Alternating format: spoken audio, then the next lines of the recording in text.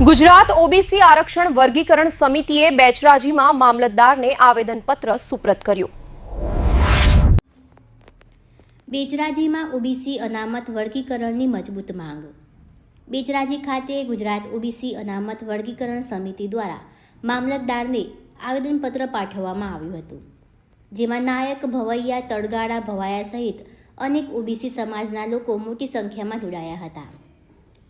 આવેદનપત્રમાં જણાવ્યું હતું કે હાલ થોડા સમૃદ્ધ સમુદાયો ઓબીસી અનામતનો મોટાભાગનો લાભ લઈ રહ્યા છે, જ્યારે 100થી વધુ પછાત સમુદાયો વિકાસથી વંચિત રહી ગયા છે। આ અસમાનતા દૂર કરવા માટે ગુજરાતમાં તાત્કાલિક ઓબીસી અનામત વર્ગીકરણ અમલમાં મૂકવાની માંગ કરવામાં આવી છે। સમિતિએ સરકારને વિનંતી કરી કે સુપ્રીમ કોર્ટના ઇન્દિરા શાહની ચુકાદા અનુસાર સમિતિ રચીને સર્વે કરીને વહેલી તકે નિર્ણય લેવાય, જેથી તમામ પછાત સમુદાયોને સમાન હક અને અવસર મળી રહે। આ કાર્યક્રમમાં ઠાકોર, કોળી સહિત વિવિધ સમાજના આગેવાનો અને કાર્યકરો હાજર રહ્યા હતા। એક સ્વરે ન્યાયપૂર્ણ અનામત વ્યવસ્થાની માંગ ઉઠાવી હતી। કારણ કે તમારામાં કુરિવાજો છે, આવું બધું શીખવાડેલું હતું અને આપણે એવું માની લીધું। મારા દરેક સમાજોના અંદર મિત્રો છે અને હું તમને જાતિ લોકોને કહી શકું છું કે દરેક વ્યક્તિઓ દરેક સમાજના બધા સરખા છે। કોઈ એના અંદર કોઈ મોર નહીં મૂકેલા કે એમને 24 કલાક જ મહેનત કરતા હોય અને આખો દિવસ કામનો જ વિચાર કરતા હોય, બીજું કંઈ જ ના હોય, ધગસ હોય, આ હોય, કંઈ નહીં। આપણા જેવા જ વ્યક્તિઓ છે, આપણા જેમ જ ખાય છે, પીવે છે, ખૂબ કામ ધંધો કરે છે, એ આરામ કરે છે, એ મનોરંજન કરે છે, એમનામાં કઈ નવીનતા નહીં। આપણે કેમ પાછા પડી ગયા? આપણે એનું કારણ સમજીએ। આપણને જે ભરાઈ દેવામાં આવ્યું કે આપણે માની લીધું હતું, તો કેટલું વાસ્તવિકતા છે તમે એ સમજો। તો બધું સાચું નથી હોતું જે દુનિયા કહી દેતું હોય છે। આપણે માની લઈએ કે આ ભાઈ જે સમૃદ્ધ જ્ઞાતિઓ, આખા ગુજરાતની સૌથી સક્ષમ જ્ઞાતિઓ, સૌથી સમૃદ્ધ જ્ઞાતિઓ, સૌથી શિક્ષિત જ્ઞાતિઓ કે જેમના કરોડોપતિ લોકો હશે, જેમના ધંધા રોજગારવાળા લોકો છે, જેમના અધિકારીઓ છે, આ એ જ્ઞાતિના વ્યક્તિઓ છે। જે બી જ્ઞાતિઓ છે આપણે માની લઈએ આ એ વ્યક્તિઓ, અને આ વ્યક્તિ છે એ આપણા જ્ઞાતિઓના ઓબીસીની વિકાસથી વંચિત જ્ઞાતિઓ, એ નાયક હોઈ શકે છે, એ ઠાકોર હોઈ શકે છે, કોળી હોઈ શકે છે, ધોબી હોઈ શકે છે, ભરવાડ હોઈ શકે છે, મદારી, નટ, વજણિયા, મોચી, માછી, એ જ્ઞાતિનો ગોસ્વામી, આ એ જ્ઞાતિનો વ્યક્તિ। તો ફરક શું હોય? તમને એ તો ખ્યાલ જ છે કે હજારો વર્ષથી ભારતના અંદર જાતિ પ્રથા હતી। જાતિ પ્રથા મતલબ કે તમારા અંદર કોઈ વિશિષ્ટતા નહીં હોય, પણ કારણ કે તમે એક ઘરમાં જન્મ્યા અને ઘર એક જ્ઞાતિનું હતું, એટલે જન્મથી જ તમને અધિકારો અમુક મળી જશે અને જન્મથી જ તમારા જોડે ભેદભાવ થશે। એમાં કોઈની લોટરી સિસ્ટમ, તમે હું અહીંયા જન્મ્યા અને કોઈ વ્યક્તિ અંબાણીના તો જન્મ્યો તો કોઈ કર્મોના કારણે એવું નહીં, એનું નસીબ હતું કે ભાઈ જન્મી ગયો ત્યાં, એના કારણે એમને બધું સગવડે મળશે અને તમારા જોડે અહીંયા આગળ નહીં પણ મળે। એમાં કોઈનો કોઈ મહેનતનો સવાલ જ નહીં, આ નસીબની વસ્તુ। હવે આ જે સમૃદ્ધ જ્ઞાતિનો વ્યક્તિ છે, તો એમનો હંમેશાથી હજારો વર્ષોથી એમના પહેલી વસ્તુ તો એમના આગળ જાતિ આધારિત ભેદભાવ નતા થતા કે ભાઈ તું નીચો છી, કે તારાથી આ ના થાય, કે એવું કદી એમને સાંભળ્યું નથી। બીજી વસ્તુ, સારામાં સારી ગુણવત્તાની એમને શિક્ષણ મળતી આવી છે, જેથી એમના બાળકો, એમના પરિવારના અંદર હંમેશાથી શિક્ષણ હતું। એમના જોડે કોઈ બી જગ્યાએ ભેદભાવ નહોતો થતો। આર્થિક રીતે એટલા સક્ષમ હતા કે એમના બાળકોને ભણાવી શકે, એમના બાળકોને ધંધા રોજગાર કરવા હોય તો કરાવી શકે, અને એમના બાળકો ઉદાહરણ તરીકે કંઈ કરી શકવા સક્ષમ ના હોય તો એમના જોડે એટલા પૈસા હતા, ઓળખાણ હતી કે એને ગમે તે જગ્યાએ સેટ કરી શકે, સારું જીવન જીવી શકે। સાચું ખોટું? આના તમે કંઈ ખોટું કીધું? હવે આપણા સમાજોની લોકોની વાત કરીએ તો આપણે શું હતું? હવે આપણા સમાજના જોડે એક તો હજારો વર્ષોથી તમે એમના કોઈ પણ રીતે એમના જોડે ભેદભાવ થતો આવ્યો છે।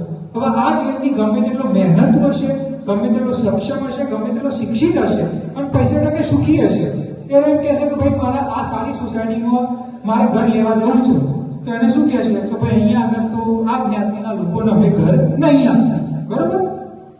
એ સારી સ્કૂલમાં, પ્રાઇવેટ સ્કૂલમાં ભણવા જશે તો શું કહેશે કે ભાઈ અહીંયા આગળના વિસ્તારના આ લોકોને અમે સોસાયટીમાં આ ઘર એડમિશનમાં નહીં આપતા, બરોબર?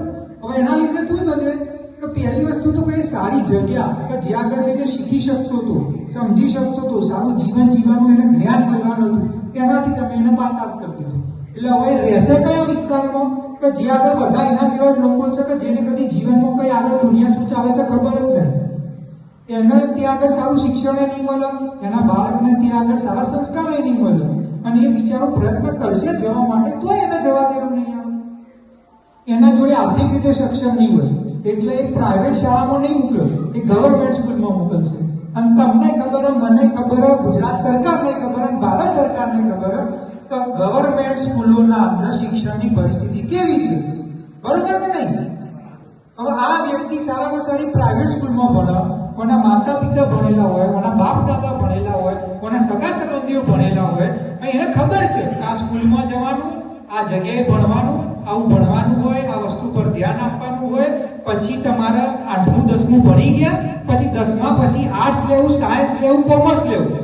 સાયન્સ આર્ટ્સ કોમર્સ લીધા પછી કઈ કોલેજમાં જવું, કોલેજમાં કયો કોર્સ લેવો, કોર્સ કીધા પછી તમારે કઈ પરીક્ષાઓ આપવી, પ્રાઇવેટમાં જવું તો શું કરવું, વિદેશ જવું હોય તો શું કરવું, એને ખબર છે.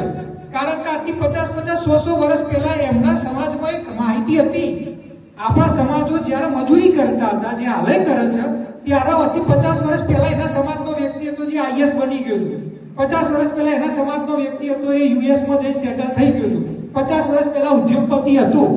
હવે એનો મતલબ એ નહીં કે મહેનત કરી એમને મહેનત કરી હું ના નહીં પાડતો, પણ મારો કહેવાનો મતલબ એ છે કે જે જાતિ વ્યવસ્થા હતી એના કારણે હંમેશાથી એમને સગવડો મળતી આવી હતી, એમને માહિતી મળતી આવી હતી. જ્યારે અંગ્રેજોનું શાસન હતું ત્યારે અંગ્રેજોના શાસન વ્યક્તિ એમને શિક્ષણ મળ્યું હતું, પૈસે ટકે સુખી હતા.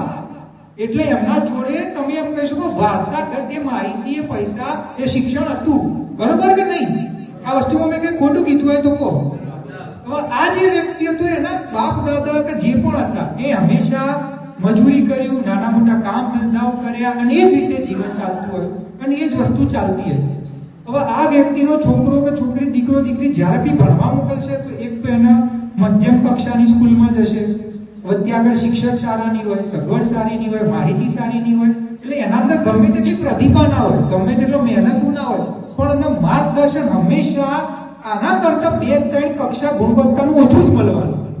વાત સાચી ખોટી?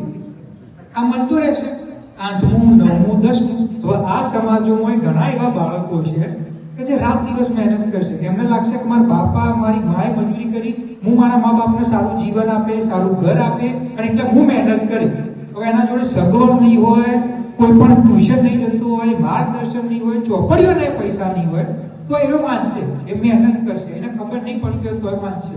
પણ કારણ એના જોડે માર્ગદર્શન નહોતું, સારા શિક્ષકો નહોતા, એટલે આ જે વ્યક્તિ 10 કલાક વાંચતો છે, આએ 10 કલાક, કદાચ આને 12 કલાક વાંચવું પડશે.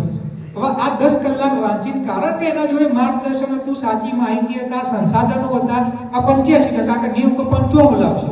અને આ એટલું કે એનાથી વધારે વાંચીને સગવડ નથી, માહિતી નથી, માર્ગદર્શન નહોતું, પૈસા નહોતા, એટલે આ વ્યક્તિ 65, 60, 70, 75% લાવશે.